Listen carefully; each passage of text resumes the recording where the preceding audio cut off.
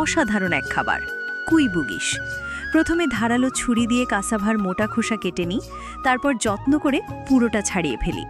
সব খোসা ছাড়ানো হলে ক্ষুরধার পাথরে ঘষে বের করি নরম তুলতুলে সাদা স্ট্রাকচার, যেন প্রকৃতির নিজের হাতে বানানো তুলো। এরপর কিছুক্ষণ রেখে কাপড়ে মুড়ে ধীরে ধীরে নিংড়ে নিই, যতক্ষণ না প্রতিটি ফোঁটা রস বেরিয়ে আসে।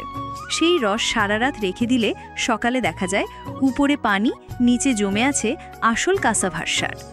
ওপরের পানি ফেলে দিয়ে নিচের অংশ সুতির কাপড়ে ছড়িয়ে রোদে শুকাই। শুকিয়ে গেলে হাত দিয়ে হালকা ভেঙে ঝুড়ো করে ফেলি। এদিকে বাঁশের স্টিমারে সিদ্ধ করি মিষ্টি আলু, তারপর হাতে গোল গোল লাড্ডুর আকারে বানাই।